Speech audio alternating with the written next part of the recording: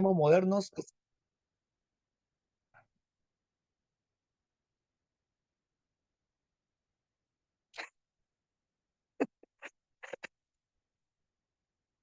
Perdón, perdóneme, chica, estaba en la otra sala hablando, discúlpeme, no estaba durmiendo. No, no, no, no se nota, para nada.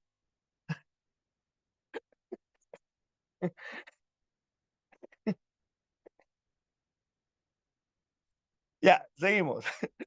Bueno, ya no es, o sea, no es raro, ¿no? No es raro en Noiri, no es raro, es algo normal, o sea, esto lo veíamos venir, ¿no? Es algo, algo que iba a suceder. Ya, como le decía, Víctor Hugo dice que una característica de los tiempos modernos es que su ideal de belleza se aleje del ideal de belleza del siglo XVIII. Recuerda que los románticos van a surgir en contra del racionalismo y del no y de esta del racionalismo y didactismo de los autores neoclásicos. Los románticos se van a oponer, ¿no?, a esa forma estética del siglo XVIII. Recuerda que se va a llamar neoclasicismo porque ellos imitaban a los clásicos y van a seguir rigurosamente las normas impuestas por los autores de la antigüedad. Ya, los románticos dicen, me llega, no quiero seguir eso. O sea, vamos a alejarnos de ese ideal sublime de belleza. Ya, vamos a construir una belleza distinta. Y Víctor Hugo habla de la estética de lo grotesco, lo bello vinculado con lo deforme. Ya, Becker dice, me gusta lo que hace Víctor Hugo. Y Becker dice, lo tomo.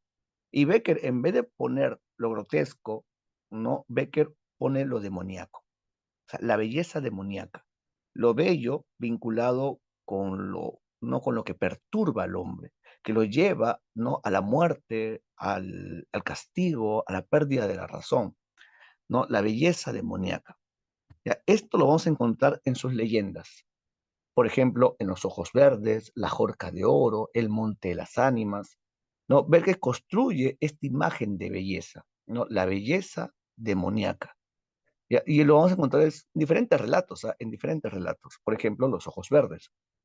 Los Ojos Verdes es la historia de Fernando de Argensola, el primogénito de Almenar, que está con sus hombres, están siguiendo un ciervo que está mal herido, siguiendo el rastro de sangre que dejaba, ¿no?, de su herida. La gente iba tras él, hasta que el ciervo se introduce en un bosque donde los hombres se detienen raudamente y no quieren avanzar. Fernando llega muy malhumorado y le dice, joder, pero ¿por qué no avanzáis, mi señor? No podemos cruzar este límite, porque pieza que entra en este lugar es pieza perdida, ¿no? Porque nosotros somos reyes del Moncayo, pero pagamos muy caro, ¿no?, la intromisión de este, ¿no?, de este lugar habitado por un espíritu demoníaco. Y Fernando se amarga y dice, ¿tú crees que yo he venido a matar? ¿Tú crees que yo he venido a herir ciervos para festines de lobos? Pues avanzad. Y nadie quiere avanzar, ¿ah? Nadie quiere avanzar. A pesar de que los amenazan, nadie quiere avanzar, porque ese lugar está habitado por un espíritu del mal, ¿no? Y cuando Fernando entra al bosque y logra salir, ya no es el mismo. ¿Por qué? Porque ve al ser más peligroso de la tierra. Salón, te voy a mostrar una imagen y ten mucho cuidado, ¿ah? Porque este ser es terrible, manipula voluntades, quiebra libre albedríos. Sí, ¿qué ser es este? El de acá, la mujer. Ten mucho cuidado, sí. Es el ser más peligroso de la tierra, la mujer bella, la mujer. Lo bueno es que aquí estamos, ¿no?, fuera de peligro.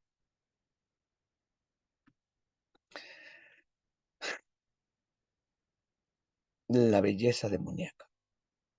Ya quiero que te des cuenta cómo empieza la leyenda. Ah, Salón, ¿por qué se llama leyendas? No se preocupe, soy adecino. Ya, escúchame, somos la razón de existir. Ustedes son la razón de la sinrazón. No, ¿cómo dice Don Quijote?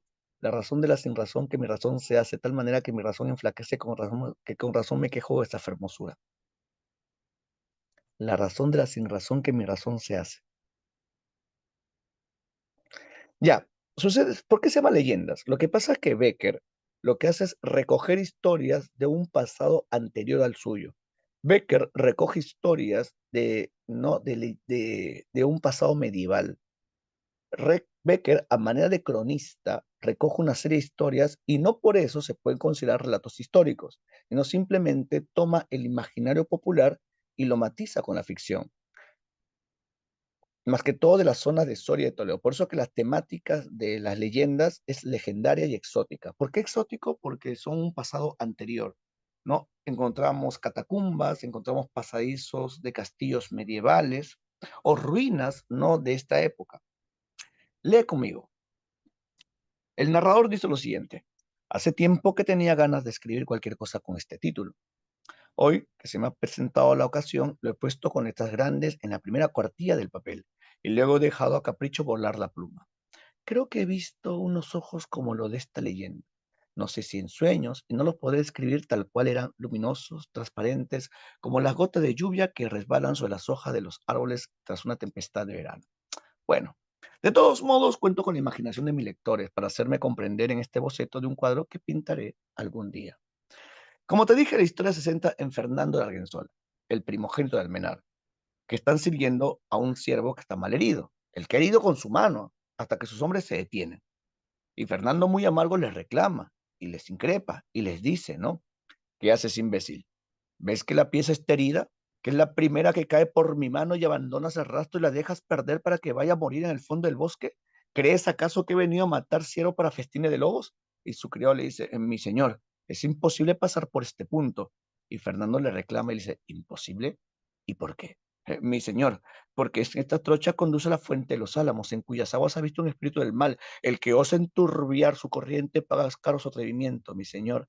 El siervo ya habrá salvado sus márgenes como lo salvaréis vos sin traer sobre vuestra cabeza alguna calamidad horrible. Los cazadores somos reyes del Moncayo, pero que pagan un tributo, fiera que se refugia en esta fuente misteriosa, mi señor. Pieza perdida, pieza perdida. Y Fernando se amarga y le dice, ¿qué? ¿Pieza perdida? Antes perdería yo el señorío de mis padres y el ánima en manos de Satanás que se me escape ese siervo. ¿No? ¿Lo ves? El único que ha herido mi venablo, la primicia de mis excursiones de cazador, ¿lo ves? Y Fernando le dice, aún se distingue a intervalos desde aquí, las piernas le fallan, su carrera se acorta, suéltame. No, sí, y Fernando se mete al bosque, a pesar de la advertencia. Y el criado le dice, ¿lo ven, señores? Me he puesto a morir entre los pies de su caballo.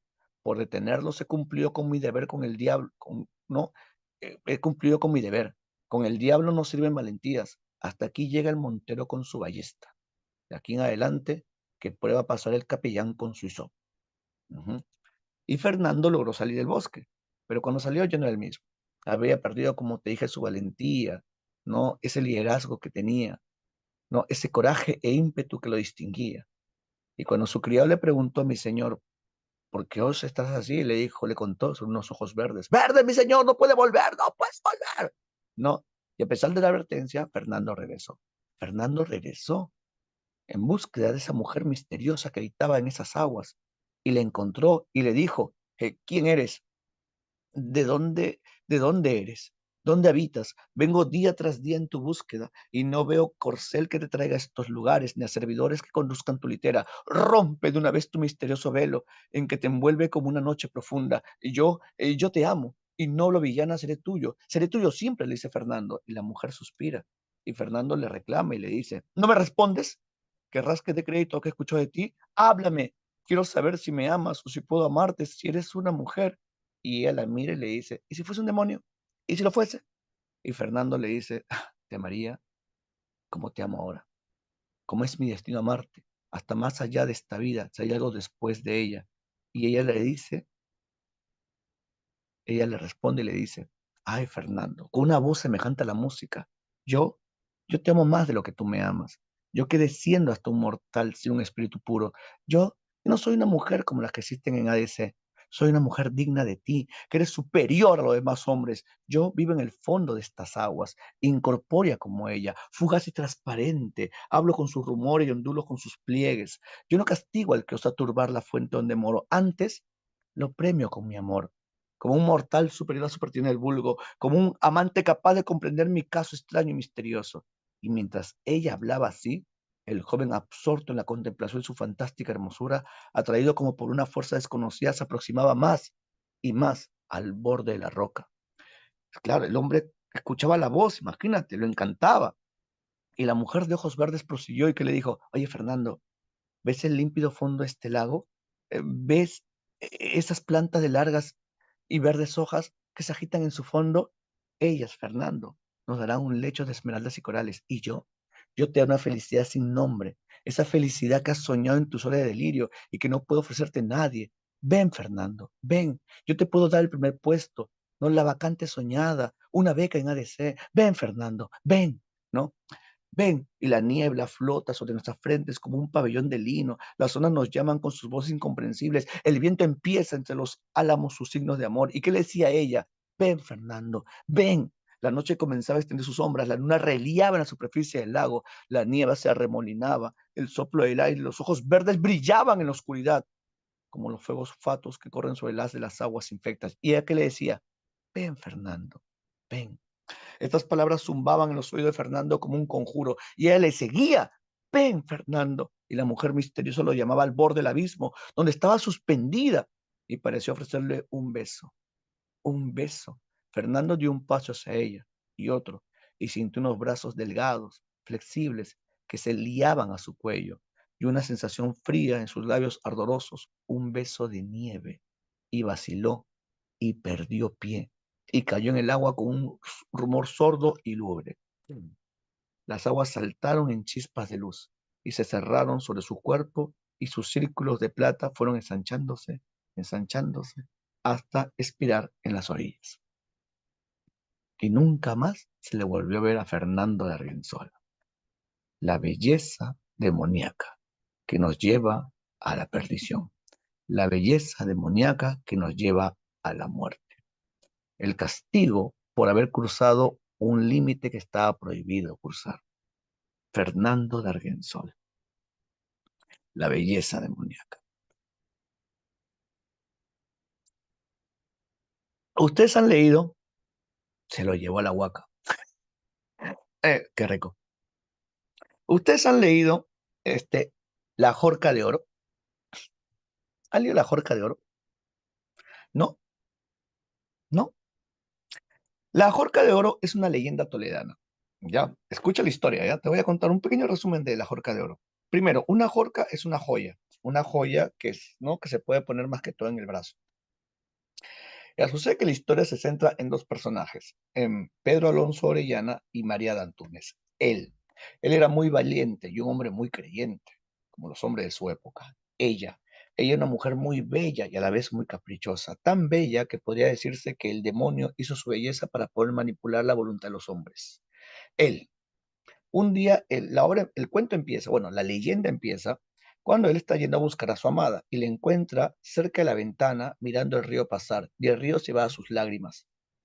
Sí, ella estaba llorando profundamente. Él, con ansia enamorado, siente mucha pena al ver a su, ¿no? a su amada llorar. Él se acerca, le coge la mano y le pregunta, mi amor, ¿por qué lloras?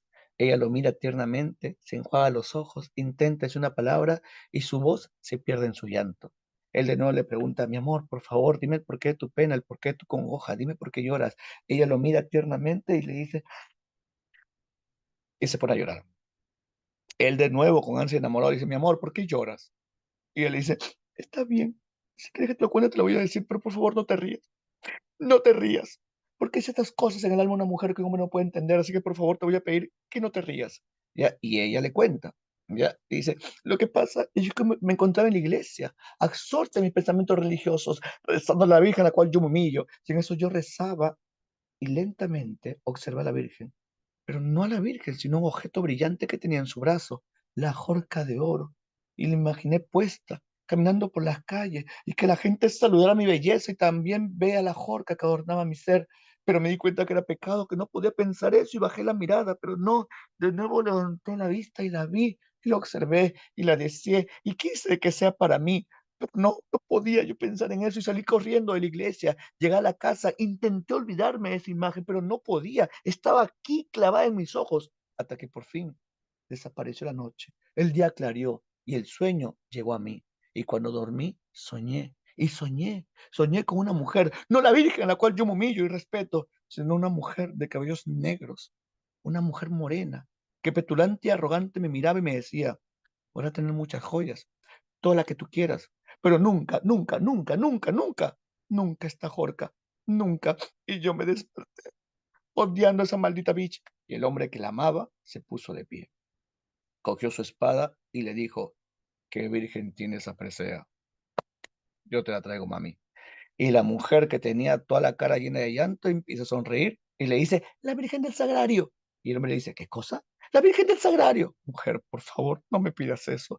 Tú sabes muy bien de que soy muy devoto de esa Virgen, nuestra santa patrona de la ciudad de Toledo, y yo toledano.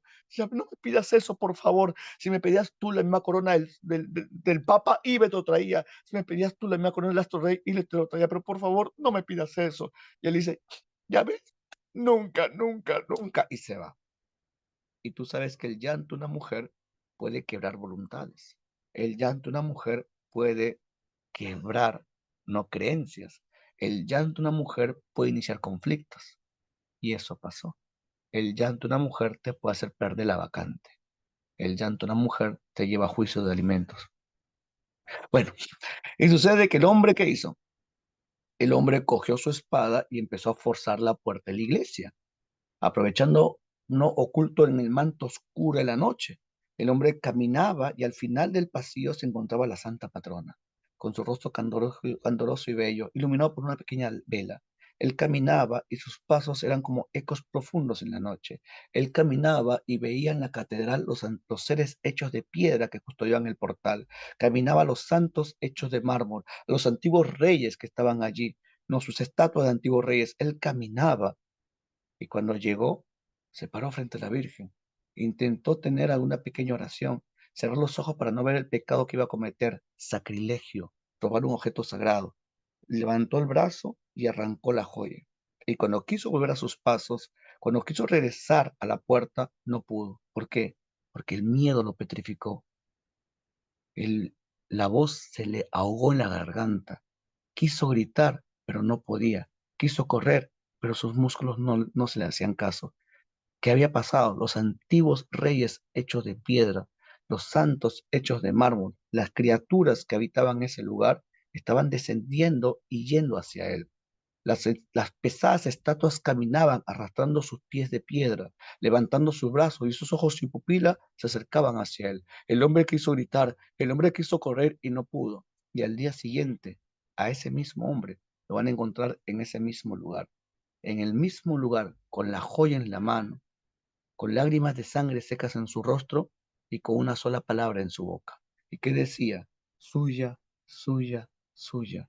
El infeliz estaba loco. La terrible historia de la Jorca de Oro. La belleza demoníaca que nos lleva a la locura. La belleza demoníaca que nos lleva a la muerte.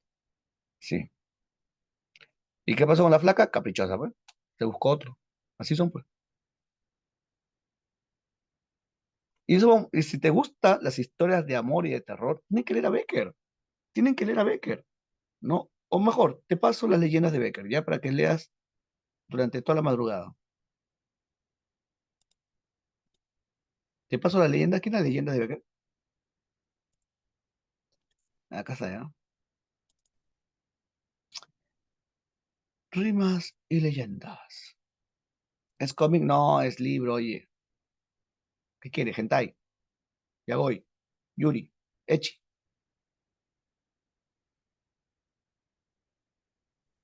Igual tiene.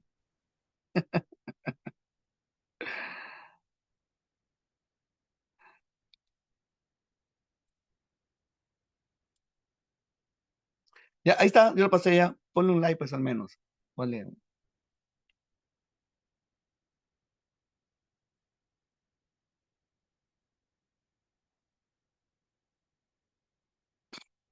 Ya, cerramos Becker. ¿Sí? Cerramos Becker. Ya estamos completos. Ahora sí, vamos con el tema del día de hoy. Ya, vamos con el tema del día de hoy. Hoy nos toca hacer literatura hispanoamericana, el modernismo.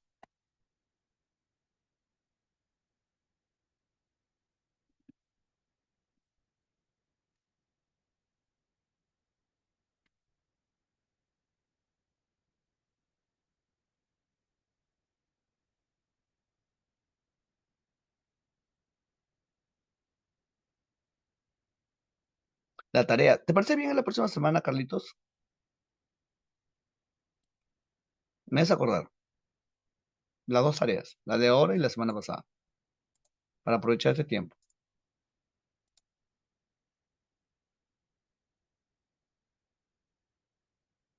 ¿Ya? Ya. Más bien, dame un minuto, por favor. Dame un minuto. Un ratito.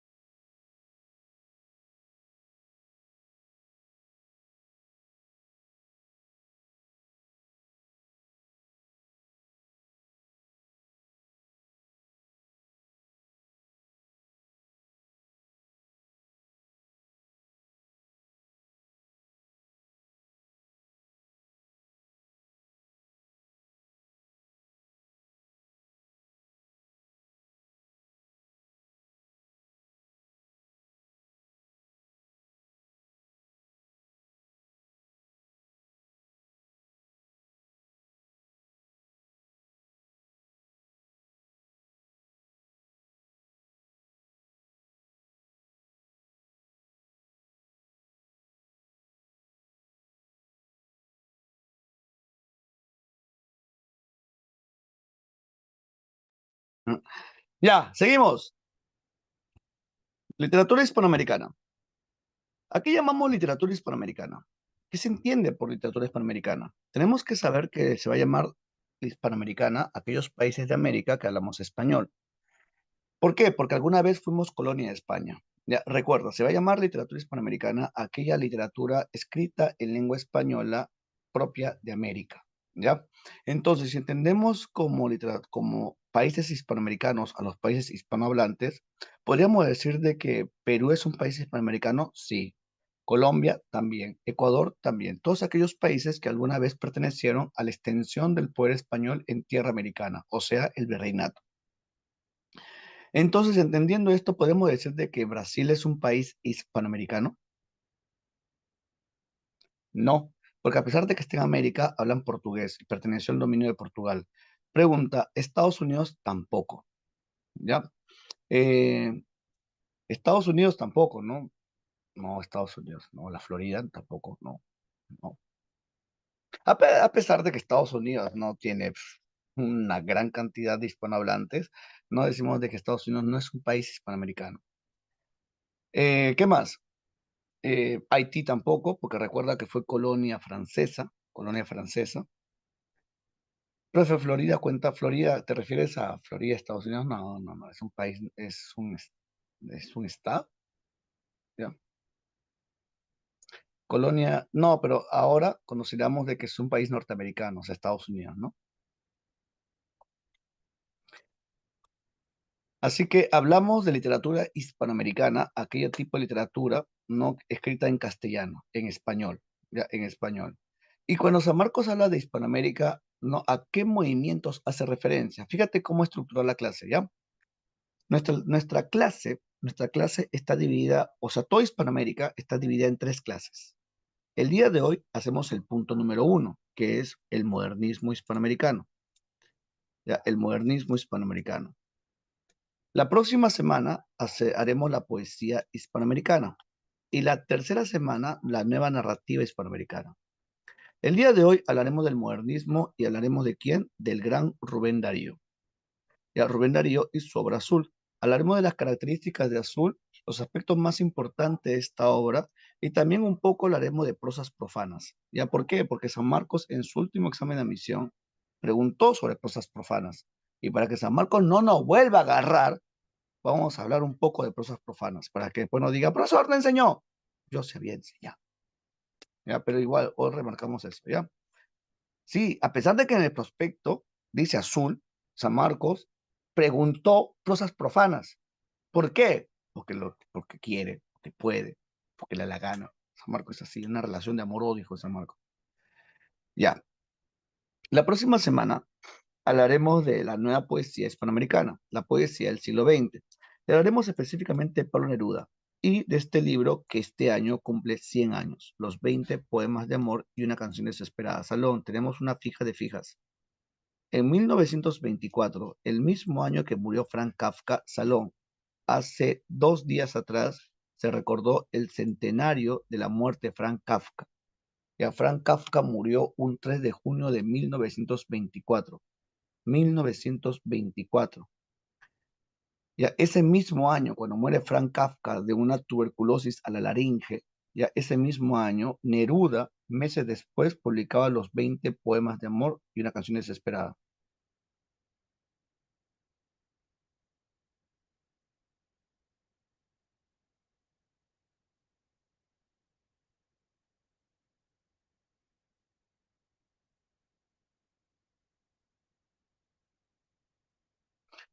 Y se publicó en junio,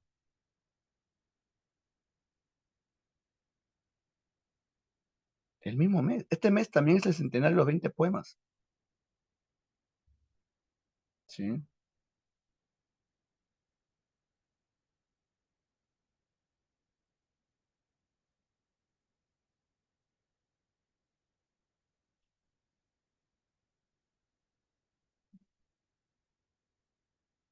Ah, mira, este mes también es el centenario de los 20 poemas.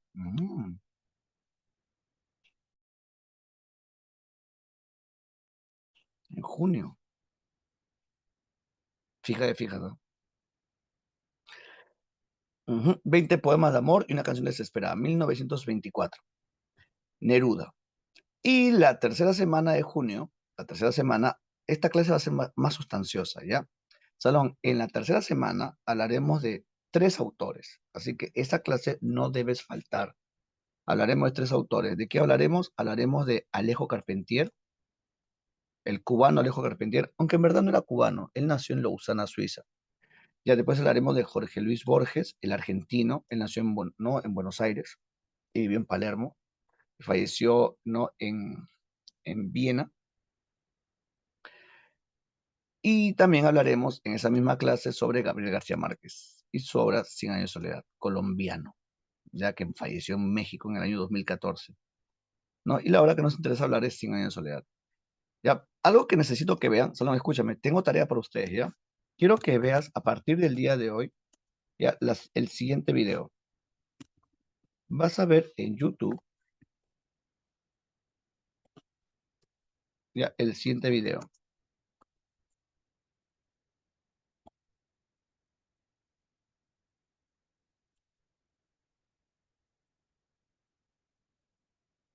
Ya.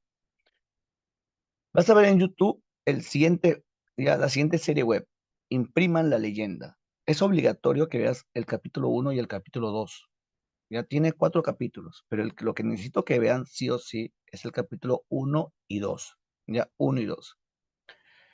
¿Por qué? Porque sucede que como vamos, no nos va a alcanzar tiempo para hablar del boom, necesito que ustedes vayan adelantando un poco el tema y se nutran, ¿no? de estos videos, porque ahí vas a encontrar aspectos contextuales por el cual se desarrolló el boom. O sea, ¿por qué el boom fue un fenómeno comercial? ¿Qué llevó a que el boom no tuviera tanta repercusión? ¿No? ¿Qué es el boom? ¿Es una corriente literaria? ¿Es un movimiento literario? ¿O simplemente es un éxito de ventas? Ya, eso quiero que lo responda, ¿no? Cuando veas ese documental. Bueno, más que un documental es como una serie web, ya que es muy buena, ya es muy buena. Es un canal argentino llamado Encuentros. Ese canal en YouTube argentino llamado Encuentros sacó una serie, ¿no?, que se llama Imprima la leyenda, donde necesito que vean el capítulo 1 y el capítulo 2, ¿ya? Así que tienes tarea para toda la madrugada. ¿Dormir para qué? ¿Quién quiere dormir? ¿Dormir? No. ¿Sí? ¿Anotado? ¿Hoy estás despierto? Porque siento que lo solo. ¿Estás ahí, no? Sí, profe. Ya. El día de hoy vamos a hablar del modernismo hispanoamericano. ¿Por qué se llama modernismo? ¿No? ¿Cómo es el modernismo? ¿Qué característica presenta el modernismo? Porque en estos últimos 4 años ha venido a cada rato modernismo. Sí, Salón San Marcos se ha dado cuenta de que los postulantes tienen un talón de Aquiles y uno de ellos, aparte de figuras literarias, es el modernismo. Hay características que los jóvenes postulantes no logran diferenciar, no entienden la diferencia entre cosmopolitismo, sincretismo, exotismo, ¿no? Y no logran reconocer esas características en las obras modernistas. No entienden lo que es el lenguaje preciosista. Ya, eso vamos a buscar dilucidar el día de hoy. ¿Ya? Así que el modernismo. Algunos aspectos lo voy a poner acá en el chat. Ya, el modernismo, la importancia de este movimiento y cuándo se va a dar. El modernismo se va a dar en Hispanoamérica a finales del siglo XVIII y los primeros años del siglo XX. ¿Ya? La importancia de este movimiento, ¿por qué es tan destacado? Es que es el primer gran movimiento literario que surge en Hispanoamérica. Primer movimiento literario que surgió en Hispanoamérica.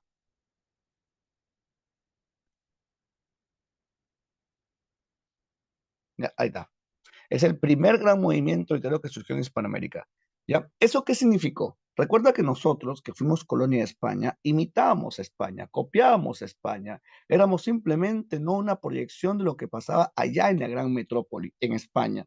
A pesar de que había movimientos que no nacían en España, sino para que nosotros pudiéramos seguir estos movimientos, tenían que pasar necesariamente a España, porque nuestros modelos más inmediatos eran los autores españoles. ¿Ya? Hasta que poco a poco América Latina empezó a romper su vínculo con España. Recuerda que la independencia de América Latina se dio en las primeras décadas del siglo XIX y el Perú fue uno de los últimos países en independizarse. ¿Cuándo el Perú obtuvo su independencia? En 1821. 1821. Pero a pesar de que políticamente hablando habíamos logrado la independencia, culturalmente hablando, seguíamos copiando a España. Culturalmente hablando, seguimos copiando España, imitando España, ¿no? Y seguir todo lo que venía de allá de la gran metrópoli, ya España. Hasta que apareció el modernismo. Y el modernismo rompió ese vínculo.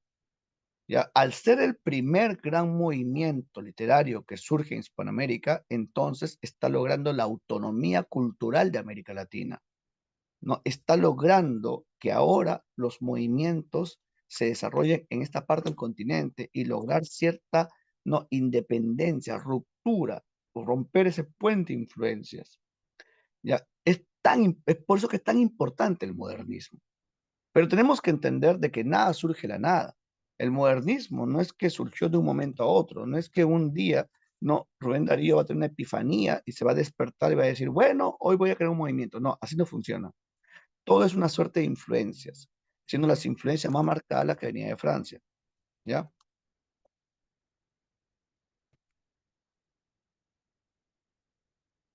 Sí, Francia va a ser la mayor fuente de inspiración. La pregunta es, ¿y qué vamos a tomar de Francia? De Francia tomamos más que todo el simbolismo y el parnasianismo, ¿ya? Sí, hay una mayor presencia de la cultura francesa. Ya, recuerda, el modernismo no surge de la nada. El modernismo, más que un movimiento de negación, termina siendo un movimiento de asimilación y va a absorber, como si fuera una esponja, muchas influencias. Ya, va a tomar influencias románticas, influencias decadentistas, influencias naturalistas, ¿no? Y la que más influencia tiene es el simbolismo y el parnasianismo. Ya, Francia se va a convertir en la nueva fuente de inspiración, ya Francia. Y Rubén Darío era un admirador de los escritores franceses. Rubén Darío tiene un libro ensayístico llamado Los Raros, donde hace pequeñas reseñas biográficas de autores franceses que él tanto admiraba, como Verlaine, Baudelaire, ¿no? Charles de Conde Lisle y muchos más. ¿Ya? ¿Y cuáles son las características de este movimiento? Ya las características. Tenemos que entender de que los modernistas son adoradores de la belleza. Así que hablamos de que hay un marcado esteticismo. Esteticismo. Sí, ellos adoran la belleza. Ya, pero la pregunta es, como lo bello es un concepto muy, no, muy subjetivo, ¿qué se entiende por lo bello modernista? ¿Qué es la belleza para estos escritores latinoamericanos? Lo bello para los modernistas tiene que ver con qué, con la musicalidad. Así que encontramos una marcada preocupación sonora. O sea, ¿el uso de qué? El uso de la rima y el ritmo. Ya la presencia de la rima y el ritmo en sus obras. ¿Qué más? Los modernistas, ya, también van a tener una presencia de colores, lo que se conoce como cromatismo. Cromatismo. Presencia de colores. Muchos colores, ¿ya? Por ejemplo, el libro se llama Azul, ¿no? Es una referencia cromática. Vas a encontrar colores como el granate, el azul, el dorado, ¿no? El púrpura, que es un color bastante solemne, ¿ya? El púrpura. ¿Qué más? Los modernistas van a tener una preocupación métrica y estrófica. Preocupación métrica y estrófica, es decir, una preocupación formal. ¿Qué más? En los modernistas también encontramos, ya, en los modernistas también encontramos un marcado, ¿no? Los personajes que pueblan las obras modernistas son personajes mitológicos, o sea, ninfas, hadas, y también personajes palaciegos. Hablamos de príncipes, duquesas, reyes, no personajes palaciegos, nobles. Y los ambientes representados son ambientes de fantasía. Ya, ambiente de fantasía. Eso es lo bello por los modernistas. No, encontramos un marcado exotismo, cosmopolitismo, sincretismo e hispanoamericanismo. Ya, fíjate el chat. Ahí está, ¿no? Lo que tenemos que saber. Los modernistas son adoradores de la belleza. Por eso que el cisne termina siendo símbolo modernista, porque el cisne es símbolo de elegancia, perfección y belleza. ¿Ya? El cisne. ¿No? Van a buscar la belleza, son adoradores de lo bello. ¿Y qué es lo bello para los modernistas? Como te dije, ¿no? La musicalidad, el cromatismo, la perfección formal, o sea, versos bien medidos. Por ejemplo, Rubén Darío impone el soneto alejandrino, que es un soneto, el unión de dos cuartetos y dos tercetos, y cada línea tiene 14 sílabas métricas. Los personajes que pueblan las obras modernistas, vamos a encontrar, si tú lees un poema modernista, vas a encontrar hadas, ninfas, dragones, ¿no? O referencias a lugares lejanos como las perlas de Hormuz, ¿no? Encontramos princesas, caballeros, ¿ya? Ambiente de fantasía, un decorado muy bonito en las obras modernistas. ¿Qué es el exotismo? El exotismo tiene que ver más que todo con la presencia de, ¿no? Con la presencia de elementos lejanos en el tiempo y en el espacio, ¿ya? La presencia de elementos lejanos en el tiempo y en el espacio, ¿ya? ¿Qué es cosmopolitismo? Es prestar atención a las culturas foráneas. ¿Qué es sincretismo? Tiene que ver con la síntesis y asimilación de aportes extranjeros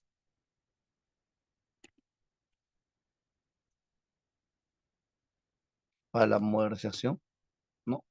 De aportes extranjeros. Ya, ahí está. La pregunta es, ¿y por qué es así el arte modernista? ¿Por qué el arte modernista está poblado de ninfas, hadas y un lenguaje preciosista, ¿no? ¿Por qué? ¿Por qué? ¿Por qué? Ah, todo se debe al contexto. ¿Qué pasó? Para entender mejor esto tenemos que hablar del contexto sociohistórico. Sí, ¿qué pasó? América Latina, recuerda, ya, o acá está, el modernismo, ¿qué pasó? El contexto sociohistórico. América Latina está siendo impactado lentamente, ¿por qué? Por el sistema capitalista. Recuerda, estamos en el siglo XIX. A finales del siglo XIX, América Latina ha logrado su independencia, así que somos jóvenes repúblicas.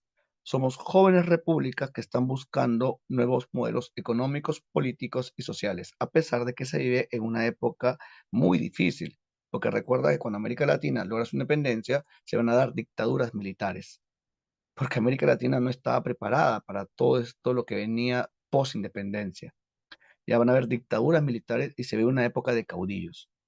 Ya, pero igual se buscan modelos económicos. Y lo interesante es que, ¿qué estaba pasando? ¿Qué estaba pasando a nivel universal? Se estaba dando la segunda revolución industrial.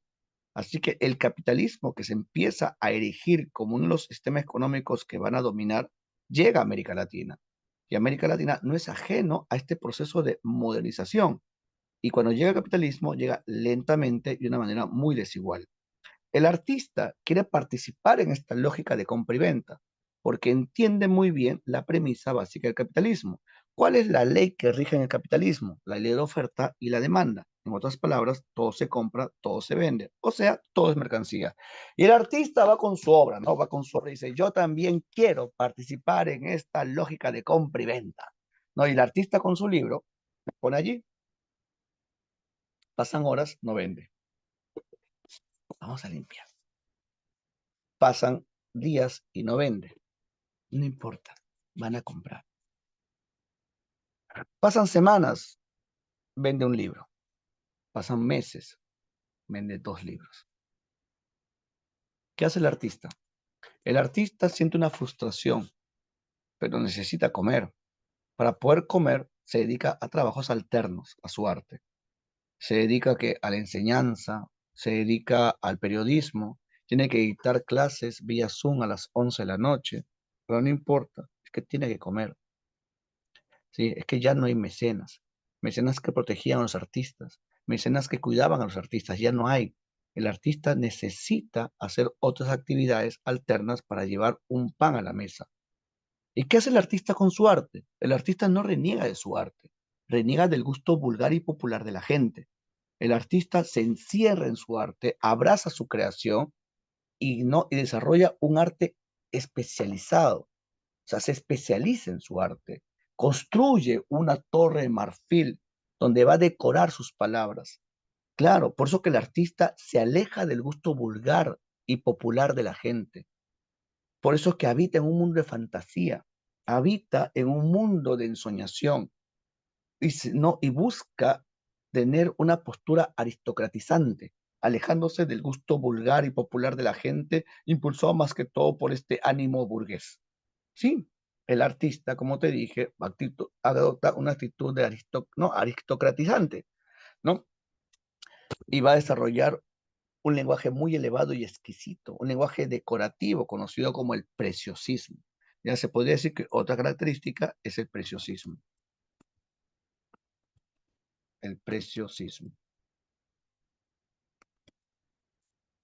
Ya que ese preciosismo es lenguaje muy decorativo, muy elevado, muy culto, que sirve más que todo para poder decorar todo lo que yo escribo. También otra característica podría decir que es un elitismo cultural. ¿Por qué? Porque no cualquiera puede entender la belleza de un soneto, un cuarteto, un verso alejandrino, un verso eneasílabo, la belleza de una rima consonante con la rima asonantada. Sí, no cualquiera puede entender lo bello del lenguaje. Por eso que se habla de un grupo especializado que solamente puede entender este tipo de arte. Porque el artista se siente un ser marginado e incomprendido. El artista se siente un ser marginado e incomprendido en la sociedad moderna, capitalista. Ajá. Y como se siente un ser marginado e incomprendido y rechaza su inmediatez, debido a esa insatisfacción, va a buscar elementos exóticos. Claro, pues. Es como tu amiga, ¿no? Tu amiga que no le gustan los marrones y busca la belleza en coreanos. Claro. Y busca la belleza, ¿no? En personajes lejanos, elementos exóticos. Ujú. Porque tu amiga no soporta, ¿no? Al peruano color puerta y busca, ¿no? Al coreano color nabo. Ya. Eso es la estética modernista.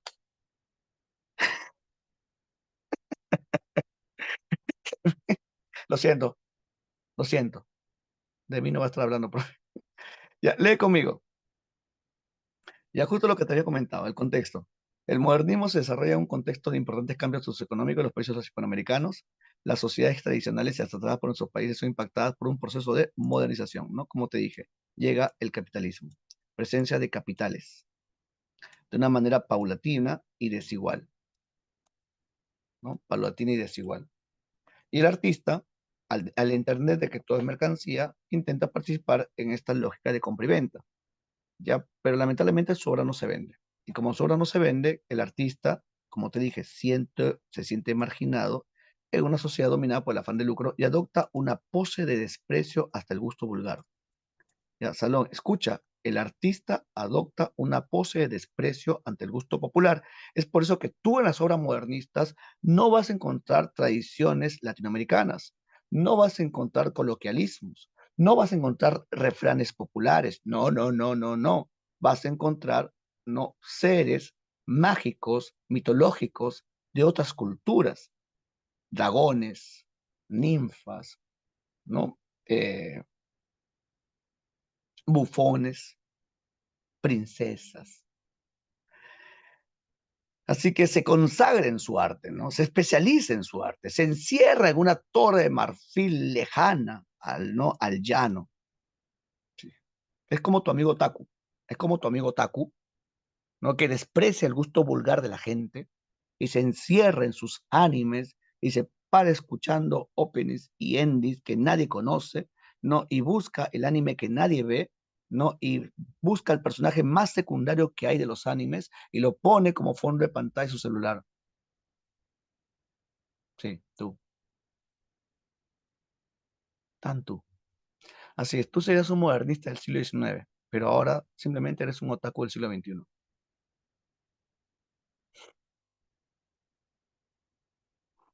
La diferencia es que los modernistas sí se bañaban, creo.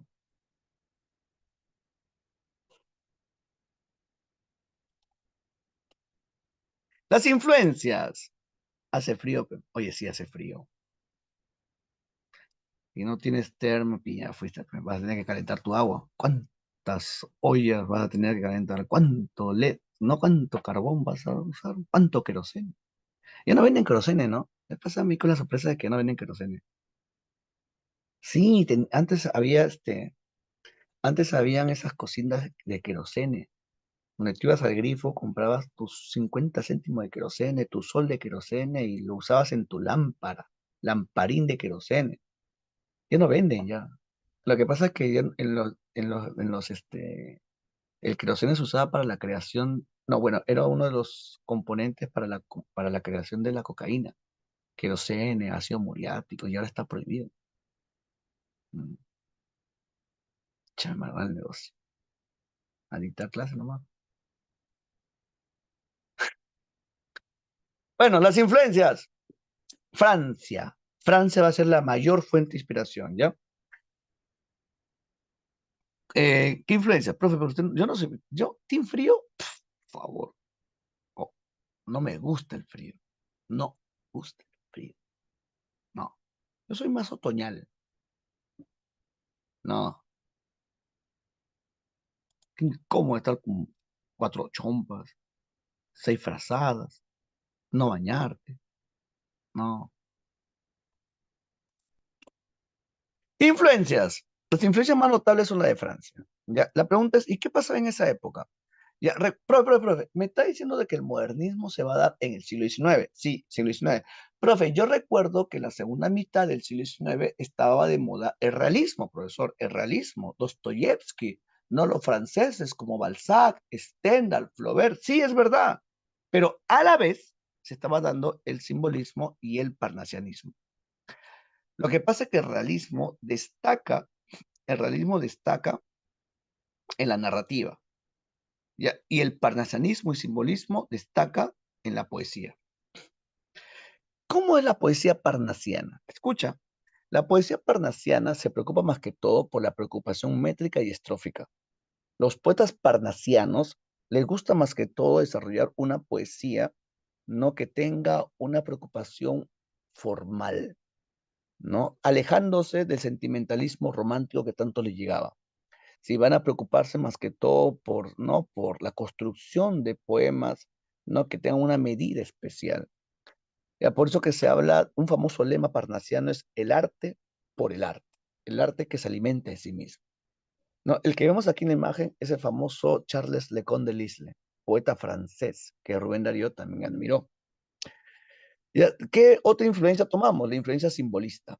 ¿Qué es el simbolismo? Al igual que el parnasianismo, se va a dar con mucha fuerza desde la segunda mitad del siglo XIX hasta ¿no? finales. Se va a llamar simbolismo como su mismo nombre lo dice, desarrolla el símbolo poético. Y cuando digo símbolo poético, ¿a qué me refiero? A la metáfora, el gran trabajo de la metáfora. Y a eso le sumamos también de que a los simbolistas les gustaba mucho la musicalidad, ¿no? Estos poemas con un buen sonido. Y a eso también le sumamos que a los simbolistas les gustaba mucho la presencia de colores en su obra, cromatismo, ¿no? La alusión a colores. O sea, es una poesía muy sensorial. ¿Por qué sensorial? Porque alude a los sentidos. Claro, se habla de colores, hablamos de sentido visual. Se habló de musicalidad, hablo de sentido auditivo. Es una poesía que aludía mucho a los sentidos, porque se dice que es muy sensorial.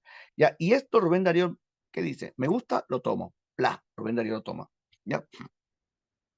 Y el que vemos aquí en la pantalla, ¿quién es este hombre que está acá en la pantalla? Él es uno de los máximos representantes del simbolismo francés. ¿Quién es él? Él es el famoso Charles Baudelaire, el gran Charles Baudelaire, ¿no? Muy conocido por su libro Las Flores del Mal. Él es un poeta simbolista francés.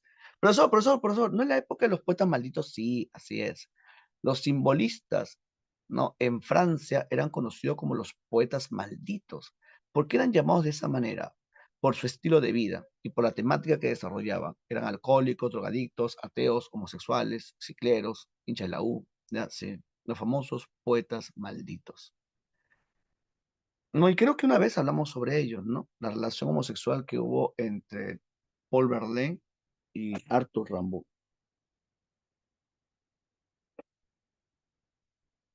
los famosos poetas malditos.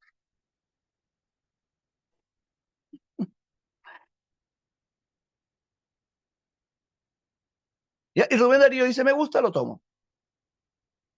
Salón, ¿alguien sabe cómo se llama esta pintura? Esta pintura es una manifestación artística modernista, solamente que en el arte, en la pintura no se va a llamar modernismo pictórico, en la pintura se llama Art Nouveau, ya en oposición al Art Deco. Salón, coméntame, ¿cómo se llama esta pintura? ¿Alguien sabe cómo se llama este famoso cuadro modernista? Muy bien, Antar, se llama El Beso y le pertenece al artista austriaco Gustav Klimt. Ya quiero que vean este cuadrito. Mira qué bonito que es. Se llama El Beso. Ya, El Beso. Eh, quiero que veas los detalles del cuadro. Primero la temática, ¿no? Es un beso muy tierno que le está dando un hombre a una mujer en la mejilla, pero lo genial de todo es que él solamente está besando su mejilla y al besar su mejilla, mira el rubor de su rostro, mira la punta de sus manos, mira los dedos de sus manos, mira cómo se retuercen por la emoción que despierta en ella.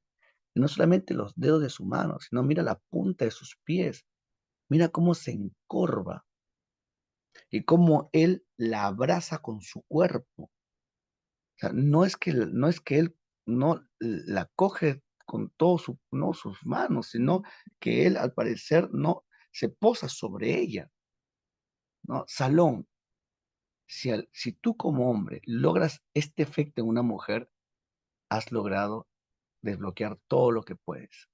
Estás en tu prime. Chicas, si alguna vez un hombre despierta esta emoción en ustedes y te hace florecer de esta manera, ahí es. Ahí es. Ahí es.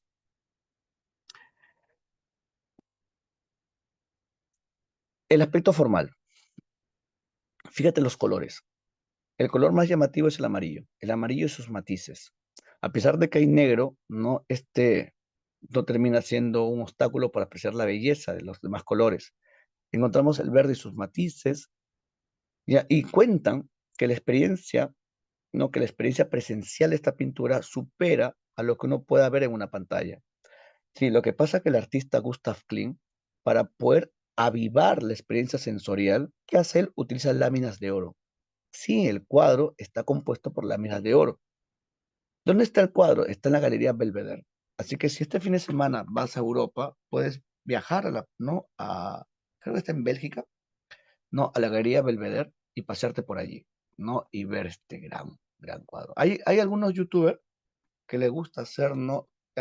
Transmisiones de ¿no? De su experiencia con las pinturas y pueden buscar ahí, ¿no?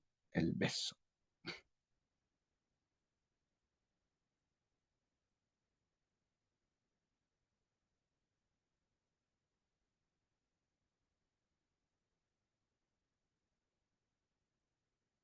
Ah, no, la Galería Belvedere está en Austria. Ah, sí, el aeropuerto sin luz, ¿no? Sí, sí, sí. Bueno, que arreglen, pueden comprar sus pasajes para irse a Austria.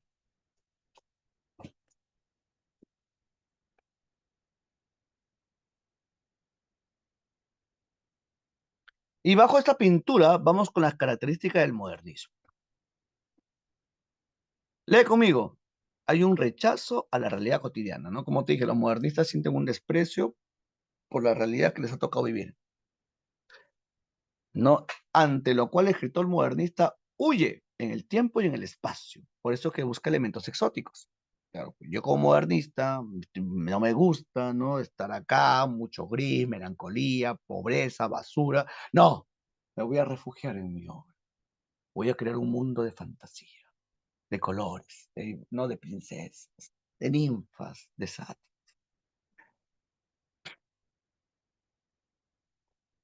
Dos, actitud aristocratizante y cierto preciosismo en el estilo. Como te dije, ¿no? Desprecian el gusto vulgar ¿no? de la gente y se alejan de esa actitud burguesa de acumular dinero.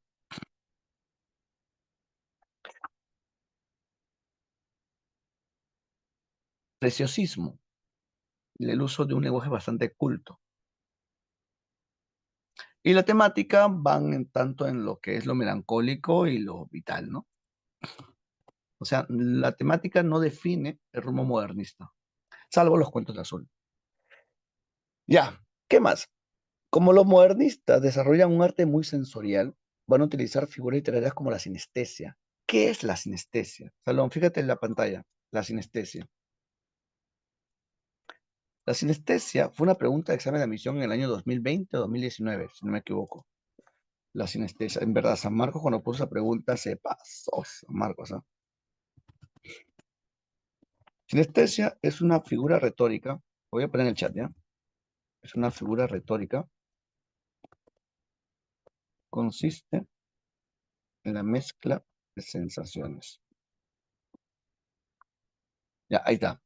La sinestesia, al igual que la metáfora, el hipérbole, no símil, epíteto, es una figura literaria o también llamada figura retórica, que consiste en la mezcla de sensaciones. En otras palabras, es otorgarle una sensación que no le corresponde a un sentido. Es otorgarle una sensación que no le corresponde a un sentido. Y eso lo vimos, ¿no? Y eso lo vimos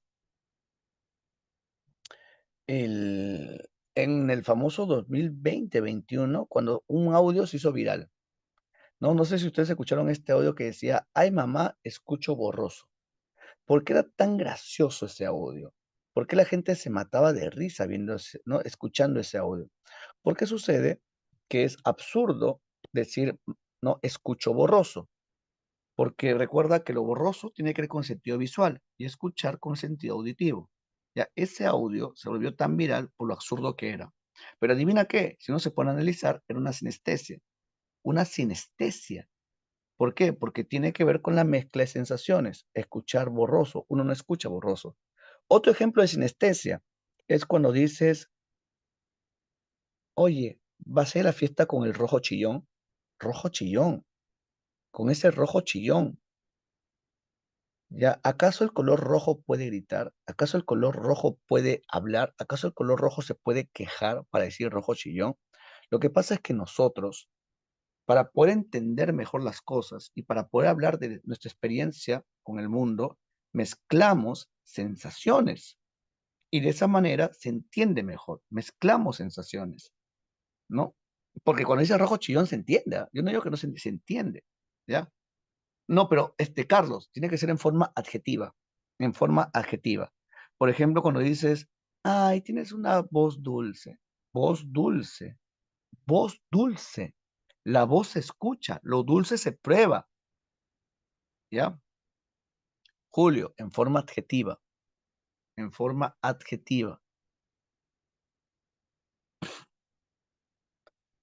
Claro, cuando dice también eh, sonrisa amarga, palabras amargas. Las palabras se escuchan, la amargura se prueba, ¿no? Huele sabroso, claro, huele sabroso. Ujú. Huele feo, ¿no? Huele mirada amarga, ¿no? Manos dulces. Ya, eso es sinestesia. Eso es sinestesia. Ya, la sinestesia se puede confundir con el epíteto.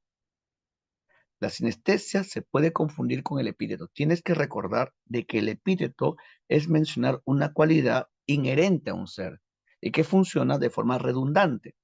Ya, Salón, escúchame. La sinestesia y el epíteto se pueden confundir. ¿Por qué? Por su forma adjetiva. Ya, por ejemplo, epíteto, un epíteto, roja sangre, porque la sangre siempre es roja. Si yo digo ahora, ¿cómo sería, no, cómo sería el caso de sangre volver una sinestesia?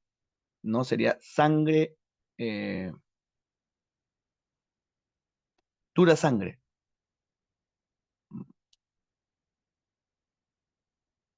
¿no? Una sinestesia. Ya, así que ten cuidado, ya ten cuidado con confundirlos. O sangre dorada, ahí está. Sangre azul,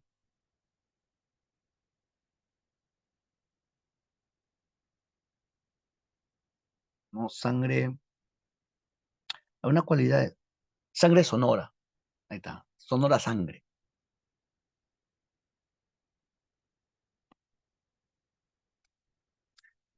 Y eso lo encontramos en versos de Rubén Darío, en versos de muchos autores. ¿Ah? Quiero que vean la pantalla. Ricardo Jaime Freire tiene un verso, este boliviano modernista tiene un verso que dice, su luz fría, luz fría. ¿Acaso la luz se puede sentir en la piel? No, la luz se ve o no se ve, no, es visual, pero frialdad es el tacto, luz fría, estoy mezclando sensaciones. Rubén Darío, ¿qué dice Rubén Darío? Salve el celeste sol sonoro. ¿Acaso uno puede escuchar al sol cuando sale por el horizonte? No. Áureos sonidos. Salón, cuando digo áureos, ¿a qué me refiero? Al color dorado. Áureos sonidos. ¿Ya? Los sonidos se escuchan, no se ven. Música verde, la música también se escucha, el verde se ve, ¿no? Mezcla sensaciones. Aroma duro y agudo, aroma duro, o sea, el olor se puede tocar, ¿ya? Esa es sinestesia. ¿Ya? Salón, y esto preguntó San Marcos. San Marcos en el año 2020, creo, 2019 o 20, puso, no, la sinestesia es una característica de la poesía modernista. Mencione en qué verso se encuentra dicha figura. Y te ponía ahí A, B, C, D. Y la respuesta era, no, era verso azul. Y la respuesta era verso azul. ¿Por qué? Porque el verso se escucha y lo azul se observa.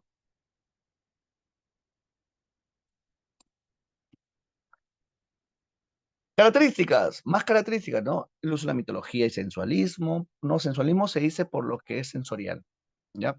Una renovación léxica. ¿Por qué renovación léxica? Ya esto es interesante, porque lo que pasa es que los modernistas, como tienen una admiración por Francia, los modernistas van a tomar palabras propias del léxico francés. O sea, van a adoptar palabras de la cultura francesa, lo que se va a llamar galicismos. Y van a adoptar palabras también de la cultura griega, lo que se conoce como helenismos.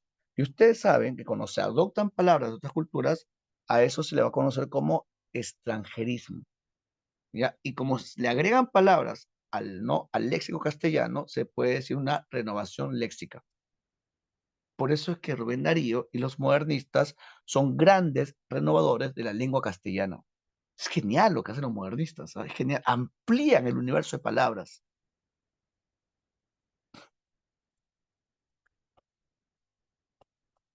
Y hoy si vas a copiar algo, me gustaría que tengas esto en tu cuaderno. Si vas a copiar algo, me gustaría que esto sí lo tengas, ¿ya?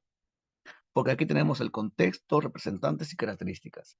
Y a San Marcos le gusta mucho, le vacila mucho preguntar, ¿no? Sobre exotismo, cosmopolitismo, ¿no? Necesito que entiendas esto, ¿ya? El cosmopolitismo, lo voy a señalar acá, es prestar atención, ¿no? Por ejemplo, ustedes son cosmopolitas. Yo soy cosmopolita. Nosotros somos cosmopolitas. ¿Por qué somos cosmopolitas? Porque nosotros podemos prestar atención, ¿no? En lo que pasa en el otro lado del mundo. O sea, en tiempo real, con el Internet y las redes sociales, yo puedo romper las barreras, disolver las fronteras y saber exactamente lo que pasa en cualquier parte. Puedo asistir a un concierto de los BTS en Corea. Puedo escuchar una conferencia en Estados Unidos. Puedo chatear tranquilamente con mi amigo español. Eso es lo genial de esta época. Ahora, ¿cómo uno podría ser cosmopolita en el siglo XIX? Para ser cosmopolita en el siglo XIX tendrías que viajar y conocer otros idiomas. ¿Ya? Y Rubén Darío era un viajero incansable. Por eso que Rubén Darío presta atención a otras culturas. Y no solamente presta atención, sino que las asimila. Esta asimilación se va a llamar sincretismo.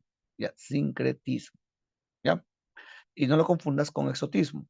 Recuerda que este exotismo surge a partir de la insatisfacción con su entorno, porque los modernistas no están felices con la realidad que le tocó vivir. Por eso que van a tomar elementos de culturas lejanas en mundos distantes, en el tiempo y en el espacio. Cuando digo mundos distantes, quiero decir culturas no muy lejanas. Puede ser la antigua Grecia, puede ser no el lejano Egipto, puede ser la China imperial. ¿Ya? Tomar estos elementos de otras culturas, ya, esos son elementos exóticos. ¿Ya? Hasta acá, coméntame, ¿vamos bien? ¿Alguna duda?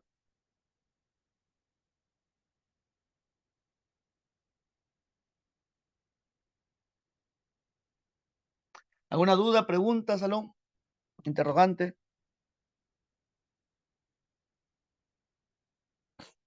Ah, el preciosismo es el lenguaje decorativo. Lenguaje decorativo.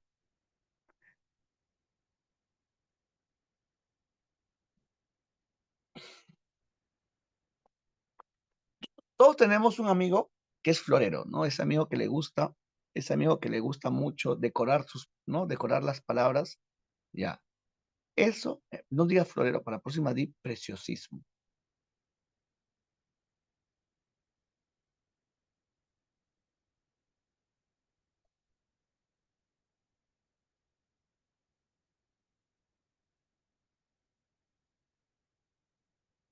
Un ratito, ya boté el agua.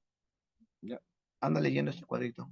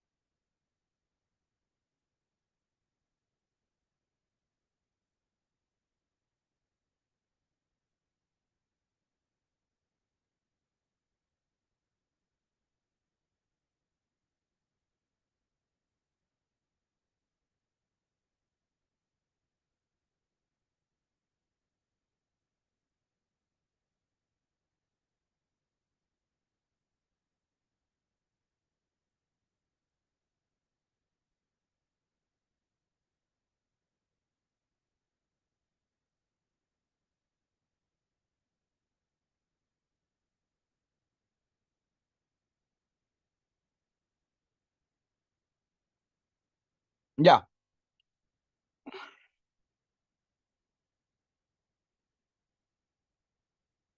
ya. Dice, profe, ¿a qué se refiere con que Hispanoamérica representa un espacio supranacional? Ya, ya, este es muy interesante porque el hispanoamericanismo tiene que ver con la referencia a elementos propios de América Latina, tanto en su flora y en su fauna. Escúchame, o sea, los modernistas no son nacionalistas. O sea, no es que dicen, no, yo soy peruano y estos elementos representan a mi país. No, no. Los modernistas hablan de Hispanoamérica como un espacio más allá de las fronteras entre países, como un espacio supranacional, por eso que va más allá. ¿Ya? Y vamos a encontrar, por ejemplo, claro, se puede decir, ¿no? Continentalistas, ¿sí? O americanistas, americanistas. Por eso habla de hispanoamericanismo. Por eso que eso no lo encuentras mucho en Rubén Darío. ¿Sabes en quién encuentras bastante? En Chocano. En Chocano sí hay un marcado hispanoamericanismo, porque en la obra de Chocano vas a encontrar elementos de la flora y la fauna americana. Por ejemplo, Chocano tiene un poemita que se llama No, El sueño del caimán. El sueño del caimán. El caimán es un animal típico de América Latina. También tiene otro poema que se llama El sueño del cóndor. El cóndor. Tiene otro poema que se llama La magnolia. O sea, esa característica lo vas a ver notablemente en Chocano. En Rubén Darío no tanto. En Rubén Darío vas a encontrar el exotismo, cosmopolitismo, sincretismo, ¿ya? Pero no mucho hispanoamericanismo. El modernismo va a tener tanta repercusión que va a llegar a España. ¿Y qué autores españoles van a tener influencia modernista? Hablamos de la famosa generación del 98. Ya, pero no todos, ¿ah? No todos. Ya tenemos influencia en la obra de quién, de Juan Ramón Jiménez. En la primera etapa de la obra de Juan Ramón Jiménez. Ya Juan Ramón Jiménez tiene esta influencia, por ejemplo, en un libro muy conocido, el famoso libro Platero y yo, que es la historia de un hombre con su burrito. Mm, también encontramos en Antonio Machado. Los precursores, recuerda que los precursores son aquellos que van a preparar el camino del modernismo.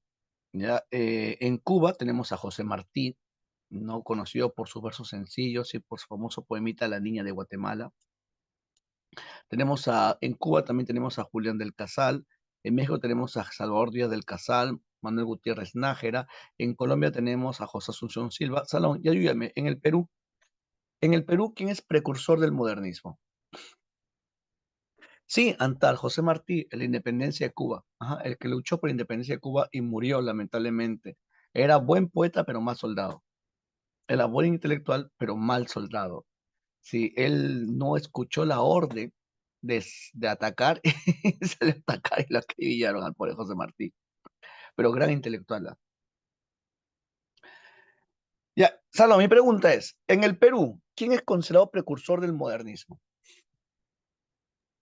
Pedro Amar, No, no es Valdemar.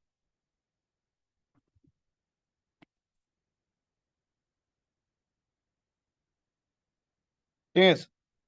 ¿Alguien? ¿Nadie?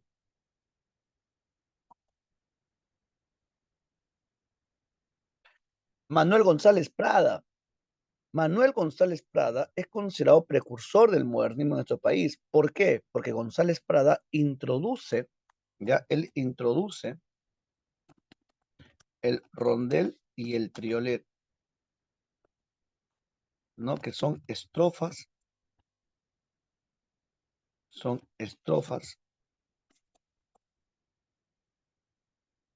poéticas francesas.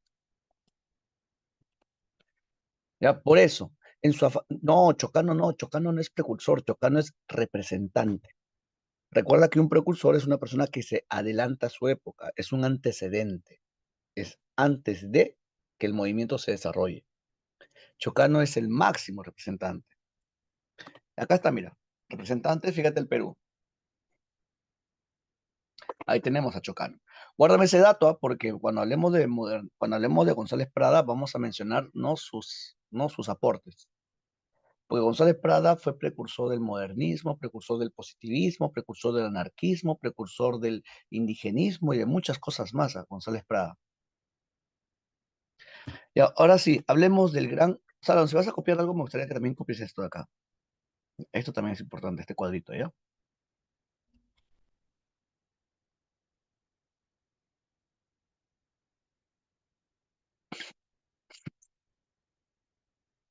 Y ahora sí, vamos con el gran Rubén Darío. Él es Rubén Darío. Su nombre verdadero no era Rubén Darío, su nombre verdadero era Félix Rubén García Sarmiento. No, Félix Rubén García Sarmiento, que se va a hacer llamar Rubén Darío. ¿Por qué Rubén Darío?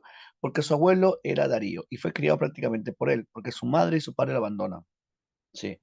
Su abuelo lo cría y con lo poco que tenía ¿no? Le va a dar una pequeña educación, ¿no? Que le sirvió para poder ampliar sus horizontes. Lo que pasa es que el pequeño Rubén Darío, el pequeño Félix Rubén, ya fue llamado Rubén Darío porque su abuelo lo crió, su abuelo se llamaba Darío. Era conocido como el hijo de Darío, el nieto de Darío, Rubén Darío. Y lo bueno de este muchacho es que él era muy bueno declamando, le gustaba mucho el arte, la poesía desde muy pequeño. Y era tan bueno declamando que el presidente de Nicaragua se lo llevaba a diferentes eventos públicos, ¿no? Y le había prometido que le iba a dar una beca para que estudie en el extranjero, ¿no? Era un orgullo de la ciudad de Metapa, hasta que el niño poeta, porque así era llamado, el niño poeta cometió un error. ¿Qué error cometió el niño poeta? En un evento público frente a las autoridades de la iglesia, el niño poeta se pone a declamar un poema anticlerical. El presidente no sabía dónde poner la cara de la vergüenza, ¿sí? Por eso que termina muy mal parado, ¿no? Y el presidente le termina quitando el apoyo, no quiere saber nada de este chico, faltoso, irrespetuoso, ¿no? ¿Y qué hizo Rubén Darío? Se dio cuenta que la única forma de poder crecer académicamente era saliendo de Nicaragua. Y a los 15 años, ¿ah? Salió de su natal Nicaragua y empezó a pasear por el mundo, llegando a San Salvador y no paró hasta Chile. A los 18, 19 años llegó a Chile, fíjate, de Nicaragua a Valparaíso, Chile. Y en Chile saca sus primeros libros de poesía. Ahí tenemos Rimas, Abrojos, que fueron sus primeros libros, y después sale Azul. Azul fue publicado cuando el autor tenía tan solo 21 años. Ojo, Rubén Darío tenía 21 años y saca Azul. Cuando saca Azul, el libro pasó inadvertido. No es a pensar que el libro apareció y ¡flum! Fue un furor. No, no, no. Así no funciona esto.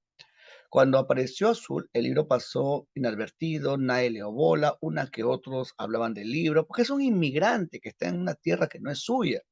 Hasta que una copia de Azul llegó a las manos del crítico español Juan Valera.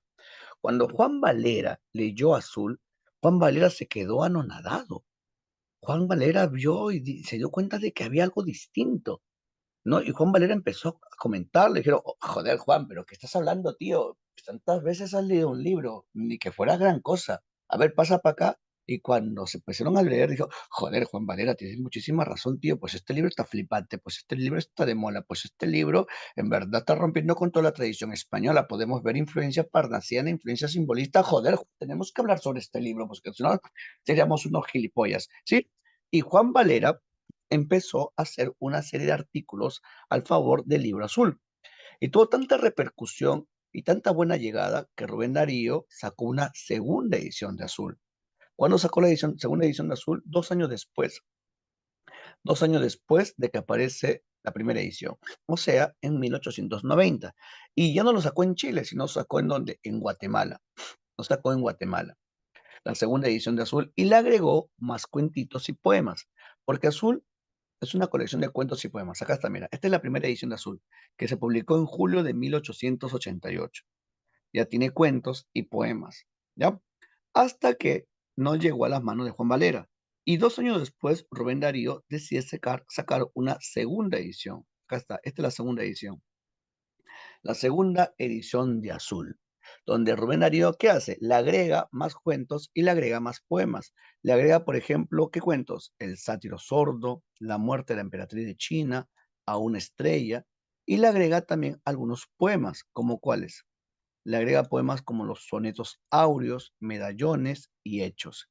Salón, hechos son poemas en francés. A ver, ¿quién me dice? ¿Qué característica del modernismo se puede ver en ese no, en ese poema. Que el poema haya sido compuesto en francés, ¿qué característica del modernismo se puede notar? Mm, característica, no influencia. Que esos poemas no sean escritos en francés, ¿qué característica del modernismo? No es exotismo. Cosmopolita, No, si yo asimilo el francés, que es de un idioma de un país, de otro, no, de un país europeo, entonces, ¿qué está haciendo? Se va a llamar sincretismo. Sincretismo. Claro, si tú aprendes un pues, idioma extranjero y lo haces tuyo, lo asimilas, es un claro ejemplo de sincretismo. Dime, entonces Rubén Darío hablaba francés. claro, manejaba francés. Así que aquí vemos un claro ejemplo de sincretismo. Y si Rubén Darío en su obra, a ver, si Rubén Darío en su obra hace referencia a poetas como Walt Whitman, Paul Verlaine, ¿qué es eso?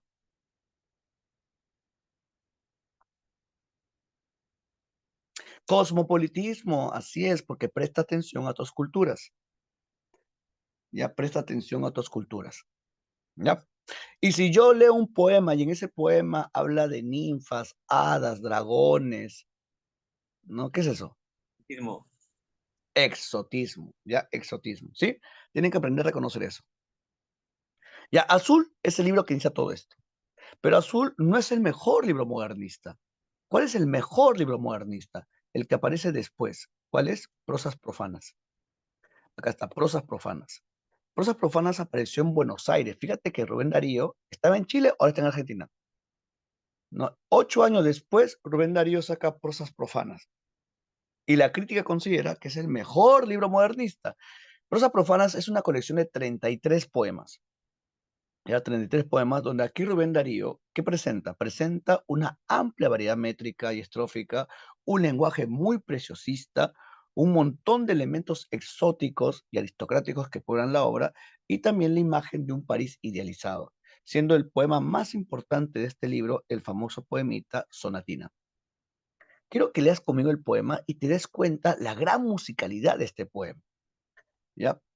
Lee conmigo. Sonatina. La princesa triste que tendrá la princesa, los suspiros escapan de su boca de fresa, que ha perdido la risa, que ha perdido el color. La princesa pálida en su silla de oro está muda el teclado de su clave sonoro y un vaso olvidada se desmaya una flor. El jardín por el triunfo de los pavos reales. Parranchina, la dueña, dice cosas banales y vestido de rojo pirutea el bufón. La princesa no ríe, la princesa no siente, la princesa persigue por el cielo oriente la libélula vaga de una vaga ilusión. ¿Piensa acaso en el príncipe de Ocondo de China, el que ha detenido su carroza argentina para ver sus ojos la dulzura de luz? ¿O en el rey de las islas, las rosas fragantes, o en el que es soberano de los claros diamantes, o en el dueño orgulloso de las perlas de Hormuz? Ay, la pobre princesa, no, la pobre princesa de la boca de rosa, quiere ser golondrina, quiere ser mariposa, tener alas ligeras bajo el cielo volar, ir al sol por la escala luminosa de un rayo, saludar los lirios con los versos de mayo, o perderse en el viento sobre el trueno del mar. Ya no quiere el palacio, ni la rueca de plata, ni el halcón encantado, ni el bufón escarlata, ni los cisnes unánimes en el lago de azur. Y están tristes las flores por la flor de la corte, los jazmines de oriente, los del humbo del norte, de occidente las dalias y las rosas del sur. Pobrecita princesa de los ojos azules, está presa en sus oros, está presa en sus tules, en la jaula de mármol del palacio real, el palacio soberbio que vigila a los guardias que custodian sin negros con 100 alabardas, un lebrel que no duerme y un dragón colosal. Oh, quién fue Exipila que dejó la crisálida. La princesa está triste, la princesa está pálida, oh visión ahora de oro, rosa y marfil. ¿Quién volará a la tierra donde un príncipe existe? La princesa está pálida, la princesa está triste, más brillante que el alba, más hermoso que abril. Calla, calla, princesa, dice la hada madrina. En caballo con alas hacia acá se encamina. En el cinto la espada y en la mano el azor. El feliz caballero que te adora sin verte y que llega desde lejos, vencedor de la muerte, a encenderte los labios con su beso de amor. Mira, es un poemita que me habla de una princesa que lo tiene todo, pero no quiere nada de ese lugar. Y está buscando desesperadamente salir de ese castillo que la aprisiona, pero no puede porque hay guardias y hay un dragón y un lebrel que no duerme. Pero su hada madrina le dice, calla princesa, acá viene un caballero que te adora sin verte. ¡Profe! ¡Shrek! Ya, sí, Shrek es una parodia de los cuentos clásicos europeos. O sea, lo que vemos acá es la temática de los cuentos clásicos europeos. La princesa encerrada en una torre y custodiada por un dragón, esperando la llegada del caballero que la libre de ¿no? De esa prisión. Ya, pero algo más. Salón, elementos exóticos. Mencióname, ¿qué elementos exóticos hay? Las hadas, Hada madrina, muy bien. ¿Qué más? con Dragón colosal, ¿no? ¿Qué más? Encontramos también bufón escarlata, perlas de Hormuz, ¿no? Y una serie de elementos exóticos. Elementos aristocráticos, palaciegos, princesa, ya princesa, príncipe, ¿no? Feliz caballero. Feliz caballero, princesa son elementos palaciegos, o sea, elementos de la aristocracia. ¿Qué más? Pregunta, ¿en este poema hay musicalidad o no hay musicalidad? eh, Claro, mira la última, fíjate la última palabra. Princesa, esa rima con qué? Con fresa. Color rima con qué? Con flor. Sonoro rima con qué? Con oro, ¿no? Reales rima con qué? Con banales. Bufón rima con ilusión. Siente, oriente. China, Argentina. Luz, Hormuz. Fragante, diamantes. Rosa, mariposa. Volar, mar. Rayo, mayo. ¿Sí? Musicalidad. De- Profe, ¿qué es Ixipila? Ah, Ixipila, si es que no me equivoco, creo que es un personaje mitológico.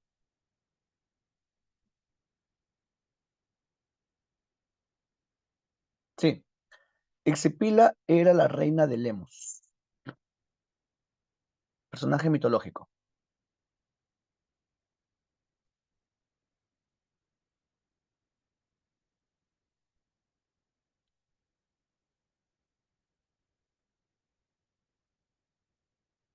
Ya, ya, algo más.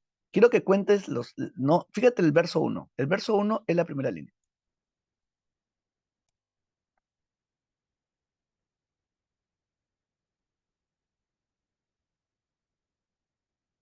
Ya, fíjate el verso uno. ¿Cuántas sílabas? La princesa está triste. Que tendrá la princesa. Ahí hay 14. 14 sílabas métricas. El segundo, los suspiros se escapan de su boca de presa. 14.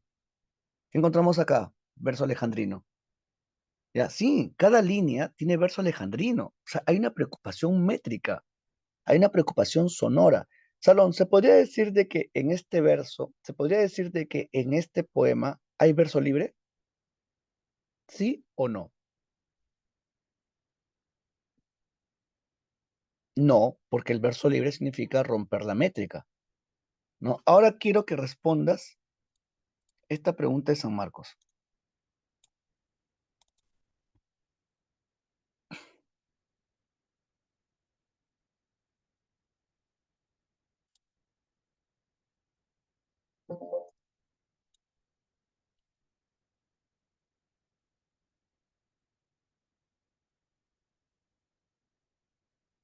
Responde esta pregunta de San Marcos.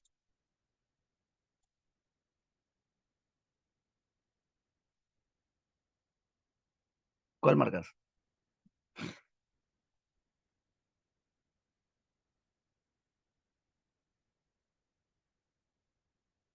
San Marcos 2024, 1, área E.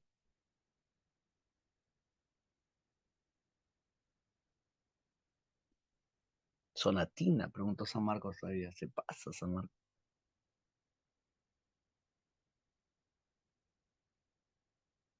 Lo acabamos de leer, ¿ah?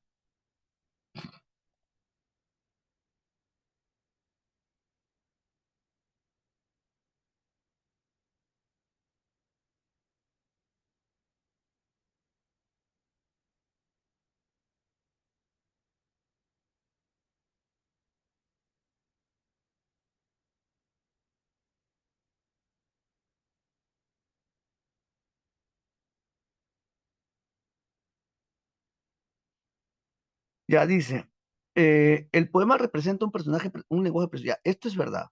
Lenguaje preciosista es cierto, pero verso libre, no, esto lo malogra. No hay verso libre. Ya, eso es falso.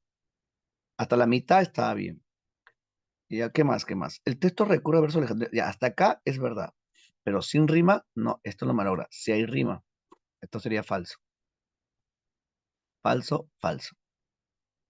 El personaje palaciego y personaje palaciego, claro. Recuerda que el personaje palaciego es la princesa. Palaciego significa de los palacios. Sí, esto es verdad. Exotismo, claro, acá lo dice. Bufón escarlata, ¿no? El bufón, Silo Oriente, hace referencias exóticas. Sí, esto es verdad. El texto se explicó, pero claro, esto es verdad. Prosas profanas. ¿Por qué me pones falso? La clave es la E. Este es prosas profanas. Lo acabo de decir. Es el mejor poema de prosas profanas. Oye,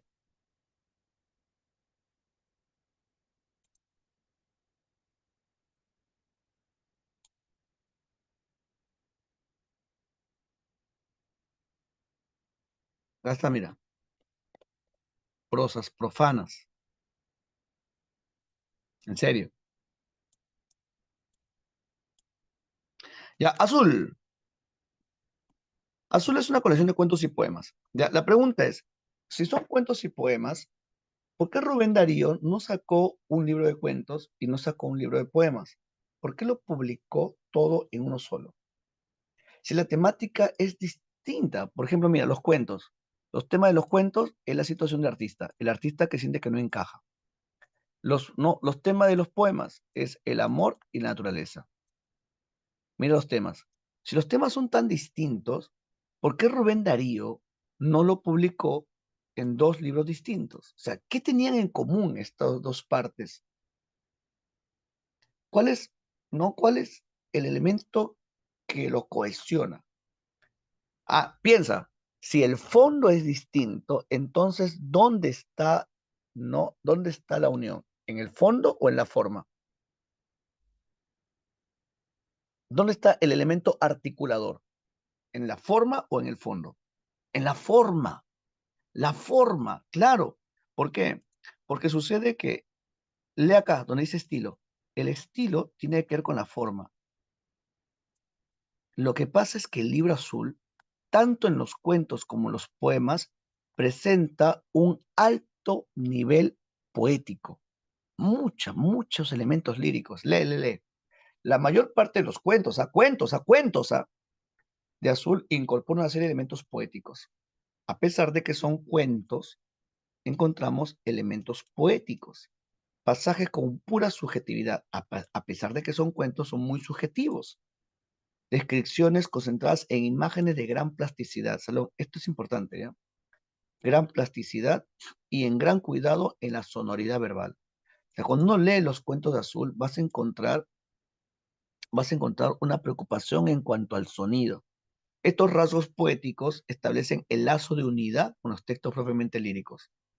Ah, mira, o sea, estos rasgos de la poesía hace de que el texto sea uno solo. O sea, esto lo cohesiona. O sea, la forma viene a ser como el cemento que une a estos dos aspectos distintos, ¿no? En su temática. Los cuentos de Azul y los poemas de Azul.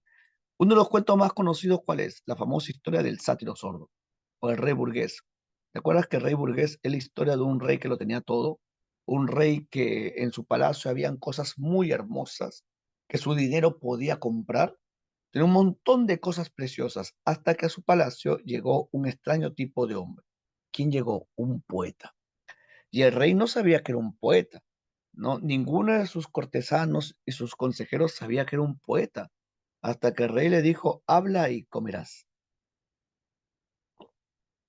Lo que le pasa al poeta dijo, mi señor, señor, tengo hambre. Y el rey le dijo, ya está bien, habla y comerás. Y en ese momento, cuando el rey le dice, habla y comerás, el poeta se pone a hablar sobre su arte. Fíjate lo que le dice, ¿ah? Señor, a tiempo que yo canto el verbo del porvenir, He tendido mis alas al huracán, he nacido en el tiempo de la aurora, busco la raza escogida que debe esperar con el himno en la boca y la lira en la mano, la salida del gran sol. Señor, he abandonado la inspiración de la ciudad malsana, la alcoba llena de perfume, la musa de carne que llena el alma de pequeñez y el rostro de polvo de arroz. Señor, he roto el arpa burlona, las cuerdas débiles contra las copas de bohemia, la jarra donde espumé el vino que embriaga sin dar fortaleza. Señor, he arrojado el manto que me hacía parecer histrión o mujer y he vestido de modo salvaje y espléndido. Mi harapo es de púrpura. Señor, he ido a la selva donde he quedado vigoroso y ahí de leche fecunda y le de nueva vida. En la ribera del mar áspero, sacudió la cabeza bajo la fuerte y negra tempestad como un ángel soberbio o como un semidios olímpico. He ensayado el jambo dando olvido al madrigal. Señor, he acariciado la gran naturaleza y he buscado el calor del ideal. El verso que está en el astro del fondo, en el astro en el fondo del cielo, el que está en la perla de lo profundo del océano. Señor, he querido ser pujante, porque viene el tiempo, las grandes revoluciones con un Mesías todo luz, toda agitación y potencia. Y es preciso resistir su espíritu con el poema que sea arco triunfal de estrofas de acero, de estrofas de oro, de estrofas de amor. Señor, el arte no está en los fríos envoltores de mármol, ni en los cuadros lamidos, ni en el excelente señor Onet. Señor, el arte no viste pantalones, ni habla en burgués, ni pone puntos en todas las íes. Señor, el arte es augusto. Tiene mantos de oro o de llamas, o anda desnudo y amasa la greda con fiebre y pinta con luz y es opulento, y da golpes de ala como las águilas o zarpazo como los leones. Señor, entre un Apolo y un ganso, preferir el Apolo, aunque el uno sea de tierra cocida y el otro de marfil. Oh, la poesía, Señor, y bien los ritmos se prostituyen, se encantan los lunares de las mujeres y se fabrican jarabes poéticos. Además, el Señor, el zapatero, critica mis endecasílabos, y el señor profesor de farmacia pone puntos y comas a mi inspiración, Señor, y vos lo autorizáis, el ideal, el ideal. Y el rey le dice, ya, cállate, ¿qué hacemos con él? ¿No? Y en eso le dice, mi señor, si lo permitís, podemos darle una cajita de música y lo podemos poner ahí, en el jardín, junto a los cisnes. Cuando os paséis, él puede tocar. Y el rey dijo, sí, es verdad. Él le dijo al poeta, daréis vueltas un maniobrio, cerraréis la boca, tocáis valsas, cuadrillas y galopas. Si no preferíos moriros de hambre, pieza de música por pedazo de pan. Nada de jerigonzas ni ideales. Y al pobre poeta lo botan al jardín. Y el pobre poeta tocaba su cajita musical. Pasaban las horas, pasaban los días, las semanas y los meses y se olvidaron de él. Hasta que el pobre poeta, tocando su cajita musical, sin siquiera crear, siguiendo un movimiento automático, el pobre poeta se murió de frío. Noche de invierno, noche de fiesta, y el infeliz cubierto de nieve, de cerca del estanque, daba vueltas al manubrio para calentarse. Tirirín, tirirín. Tembloroso y aterido, insultado por el cierzo bajo la blancura implacable y helada, en la noche sombría, haciendo resonar entre los árboles sin hojas la música loca de galopas y cuadrillas, y se quedó muerto, tirirín, pensando en que nacería el sol del día venidero y con él el ideal, tirirín, y que el arte no vestiría pantalones sino mantos de llamas o de oro, hasta que al día siguiente lo hallaron el rey y sus cortesanos, al pobre diablo de poeta, como gorrión que mata el hielo, con una sonrisa amarga en los labios y todavía con la mano en el manubrio. Oh, mi amigo, el cielo está opaco, el aire frío, el día triste, y flotan brumosas y grises melancolías, pero cuánto caliente el alma una frase, un apretón de manos a tiempo hasta la vista. Claramente, en este cuento del rey burgués se puede ver la situación del artista marginal e incomprendido, el artista que no encaja en la sociedad moderna dominada por el afán de lucro. O sea, el poeta representa claramente al artista marginal y el rey burgués representa a esta sociedad indiferente, esta sociedad que ya no protege a los artistas porque ya no hay mecenas. Bueno, aquí nos quedamos. Espero que les haya servido la clase, espero que hayan aprendido sobre el modernismo y estamos completos, ¿ah? Solamente faltan las preguntas de la tarea, nada más. Ya, nos estamos viendo chicos, cuídense bastante, abrazo para todos, los dejo con la